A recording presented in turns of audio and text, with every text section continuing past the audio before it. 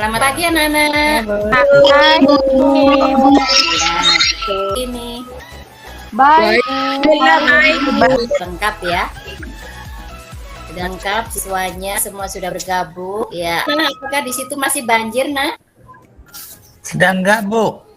Oh, sudah tidak. Syukur Ya, kalau sudah gitu. surut, Bu, airnya. Oh ya, syukurlah kalau gitu. Jadi sudah bisa beraktivitas ya. Iya, Bu. Oke, Dwi, mana Dwi ini? Ibu guru kok Ini belum Bu, lihat ya? ada Oke, Dwi sudah makan pagi, Dwi? sudah Ibu, tadi sarapan pagi. Oke, Dewi ada. Bu, Oke, jaringan sudah lancar karena di situ. alhamdulillah sudah Bu. Baik, baik anak-anak. Ibu berharap dan Ibu percaya ya kalian semua selalu diberi kesehatan ya sehingga nanti ya selalu bisa belajar sekalipun lewat VDR. Tetapi sebelum itu kita doa dulu ya. Ya, Ibu mohon kerelaan salah satu di antara kalian mungkin ada yang bersedia. Jangan terus pas ya, gantian. Oke, oke silakan Anita.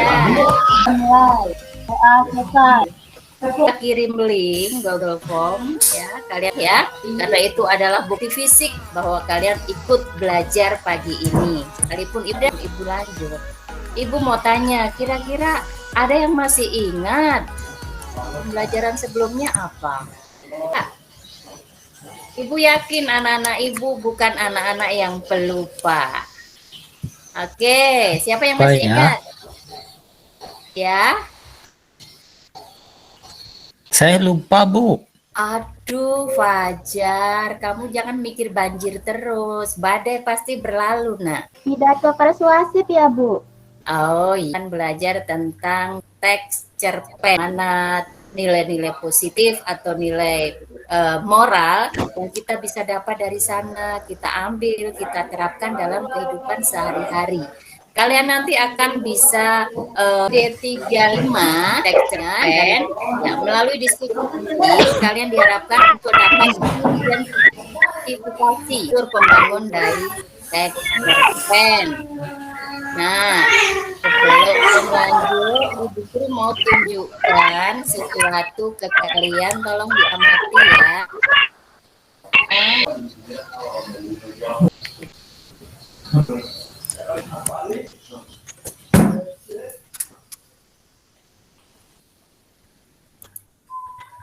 Sudah kelihatan anak-anak? Menari-nari sambil memegang buku. Seolah belajar adalah sebuah sukacita. Belajar adalah sesuatu yang menyenangkan. Karena apa? Ya, karena mereka yakin, mereka sadar bahwa masa depan itu adalah milik mereka yang menyiapkan pagi ini. Jadi dengan kalimat yang Ibu Guru sampaikan, Ibu harap kalian lebih bersemangat dalam mengikuti pembelajaran hari ini dan seterusnya. Sekarang saatnya kalian fokus ya. Mana, fokus. Iya. Ya. Bu, Ya. Li itu sering lihat grup WhatsApp, Bu. Kalau lihat grup WhatsApp, Ibu sering lihat WA enggak? iya sering lah. Kan kamu suka tanya-tanya tugas kan, Fajar? Fajar kan sering bertanya tugas, Bu, ini tugasnya bagaimana? Bu, ini bagaimana? Nah, Ibu Guru otomatis harus WA. Jangan lalai, ya, jangan abai. Kalau tidak menerapkan protokol kesehatan dimanapun, kapanpun, dan dengan siapa bisa Ibu. Timnya BDR, jadi otomatis belajar mandiri itu wajib. Ibu, dengar anak-anak? Kebanggaan karya A.A. Nafis. Semua orang memanggilnya Ompi. Ompi adalah orang yang sangat kaya. Ia mempunyai seorang anak laki-laki bernama Edward. Karena suatu hal, Ompi mengganti nama anaknya menjadi Ismail. Tetapi karena mendengar nama Ismail adalah seorang yang jahat, Ompi mengganti nama anaknya lagi menjadi Indra Bundiman. Tapi anaknya justru memilih menggunakan nama Edi. Ompi jengkel. Walaupun begitu, karena sayang kepada anak satu-satunya itu, Ompi menyetujui anaknya menggunakan nama Edi dengan nama belakangnya Indra Budiman. Ompi menginginkan gelar dokter di depan nama anaknya. Ompi berangan-angan anaknya akan menjadi seorang dokter. Semenjak Indra Budiman beranjak ke Jakarta, Ompi yakin bahwa anaknya akan menjadi seorang dokter. Dan benarlah, setiap semester Indra Budiman mengirim rapor dengan nilai-nilai yang baik. Ketika Ompi membaca surat anaknya yang memberitahukan kemajuannya, Ompi berlinang air mata. Ompi akan melakukan dan membayar sebanyak apapun agar sang anak menjadi dokter. Semenjak itu, Ompi tidak sabar menunggu anaknya menjadi dokter. Semua orang tahu itu adalah angan-angan Ompi yang hanya akan menjadi mimpi belaka. Indra Budiman sebenarnya selama ini berbohong kepada Ompi. Ompi tidak percaya dengan omongan orang-orang tentang anaknya. Ia terus mengirimkan banyak uang tanpa memikirkan akibatnya. Ompi hanya ingin menentang omongan orang tentang anaknya yang ia anggap hanya ingin menjelekkan nama anaknya. Ompi anaknya surat. Orang-orang menjadi kasihan kepada Ompi. Mereka tidak lagi membicarakan Ompi. Sudah beberapa bulan Ompi menunggu surat balasan dari Indra Budiman. Tapi datang juga suratnya. Ompi putus asa. Saat itu juga Pak Pos datang membawa tumpukan surat Ompi yang dikembalikan. Ompi jatuh sakit dan kini dalam hidupnya Ompi hanya menunggu satu hal, yaitu surat dari anaknya Indra Budiman. Setiap hari Ompi menekan surat dari Indra Budiman, tapi hal itu tidak pernah terjadi. Hari, Pak Pos datang mengirimkan surat yang berisi bahwa Indra Budiman sudah meninggal. Ompi tidak sanggup membaca dan mendengar isi surat itu karena ia tidak mau mati lemas karena bahagia mendapat surat dari anaknya. Ompi tidak sanggup membaca dan mendengar isi surat itu karena ia tidak mau mati lemas karena bahagia mendapat surat dari anaknya. Ia tidak mau membukanya. Amati semalaman mungkin malahan untuk Fajar. Nah, dari kita hari ini tentang cerita pendek. Esensi dasar itu adalah mengidentifikasi unsur pembangun karya sastra dalam cerita pendek yang dibaca atau didengar. Kemudian indikatornya, ya nanti kalian artian, fungsi, ciri umum dari teks cerita pendek.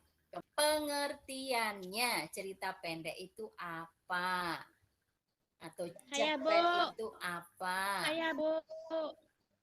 Cerita pendek itu merupakan salah satu jenis karya sastra yang sifatnya apa, Nana?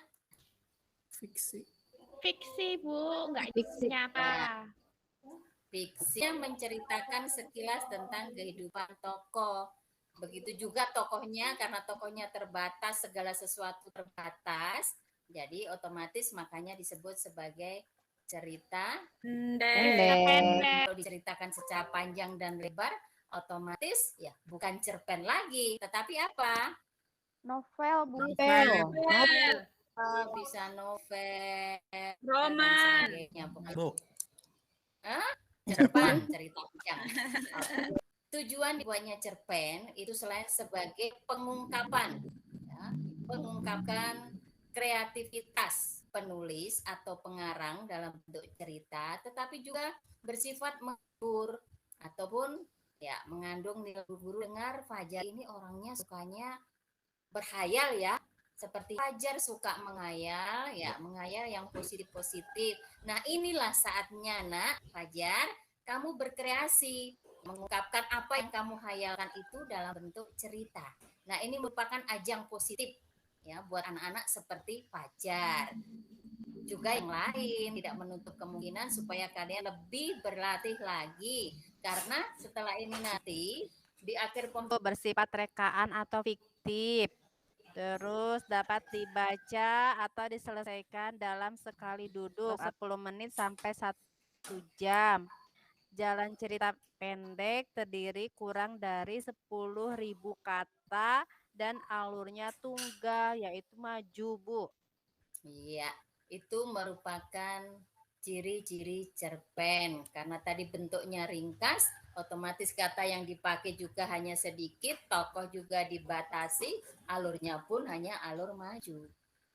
Dan tentunya ini bersifat fiktif atau rekaan atau hayalan dari penulis atau pengarang. Nah, kita sekarang masuk ke unsur-unsur pembangun cerpen. Ibu? Ada berapa? Tema, Bu. Ada alur. Tema, Bu. Tema, alur. Ada tema, tokoh, tokoh, amanat. Ada latar, Bu. Oke, nanti intrinsik dan Intrinsik. ekstrinsik, Bu dan Guru. ada unsur ekstrinsik. Kalau unsur intrinsik itu unsur yang berada di dalam di dalam cerita tersebut. Kalau unsur ekstrinsik otomatis unsur yang berada Di luar. Kalian sebutkan tadi ada amanat, tema dan sebagainya itu tadi itu masuk dalam kategori unsur Intrinsik. Oke, setelah ini Ibu Guru akan bagi kelompok. LKPD-nya Ibu Guru sudah share di grup. Silakan dilihat. Ya, kelompoknya siapa saja juga sudah Ibu kirim ke sana, tolong dilihat. Kemudian bentuk kelompok. Kalian diskusikan, Ibu Guru beri waktu. Iya, Ani, bagaimana, Nak? Ibu, mengapa ya tokoh dalam cerpen itu dibatasi, tidak seperti di dalam novel? Oke, Saya pasti. belum. Ayo cantik, silakan. Itu Bu, saya menanya Ya. karena apabila tokoh tidak dibatasi, maka konfliknya akan banyak, lebih dari satu. Jadinya nanti ceritanya berulang-ulang terus, Ibu. Begitu. Terima Iya, baik. kasih. Bu. Ya, terima kasih, Es. Bagaimana, Bu, Ani? baru ini saya, Bu. Oh iya, bagaimana Nak Fajar? Ceritanya nggak berhenti-henti, cerpennya nggak selesai, Bu. Jadi kayak sinetron ya? Jadi, Beres-beres. Iya. nah kalau konfliknya bertambah lebar, kali panjang, kali tinggi, otomatis bukan disebut sebagai cerpen lagi, ya kan? Ya, Iya, karena Bu. ditampilkan dalam konflik yang ditampilkan di dalam cerpen itu hanya satu konflik saja, ya, satu konflik saja. Begitu. Jadi tahapan-tahapan alurnya juga ya berurutan dari tahap perkenalan, ada konflik, kemudian peluraian, kemudian ada penyelesaian.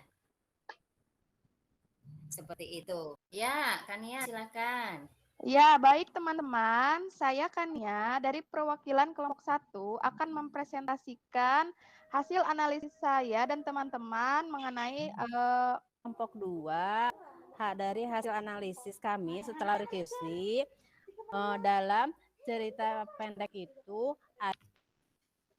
Saya ya, Bu ya. Ya, silakan. Saya Esti, perwakilan dari kelompok 3. Jadi begini. 4, Bu. Jadi tadi hasil diskusi kami. Mungkinkah ada yang masih belum paham? Sudah, Bu. sudah paham, Ibu. This is unsur-unsur intrinsik dalam cerpen. Oke, kira-kira menyenangkan tidak belajar hari ini anak-anakku? Menyenangkan, Ibu. Dan lebih semangat lagi ya. Karena nanti pada pertemuan berikut Ibu Guru akan bahas tentang materi yang sama tetapi untuk menyimpulkan ya, menyimpulkan. Nah, kalian bisa lihat di layar bahwa ada kalimat bahwa belajar tidak lantas membuat kita langsung sukses. Namun kebanyakan orang sukses itu adalah pembelajar sejati. Nah, kalian adalah salah satu dari pembelajar sejati itu. Jadi, terus belajar dan belajar ya. Tetap semangat. Mungkin ada kata-kata yang kurang berkenan. Terima kasih sudah bergabung di pembelajaran bahasa Indonesia hari ini. Tapi sebelumnya kita tutup dulu. Bergantian ya yang berdoa. Siapa? Aku, Bu. Oke, Leli, silahkan. Ya, teman-teman, sebelum kita pulang, mari kita berdoa terlebih dahulu. Berdoa dimulai. Selesai. Oke, baik. Terima kasih anak-anak. Tetap jaga kesehatan. Sampai jumpa. Dah. Dadah, Bu. Sampai jumpa, Ibu. Dadah, Ibu. Sampai jumpa, Bu. Teman-teman. Terima kasih, Bu. Tetap jaga kesehatan. Sampai jumpa.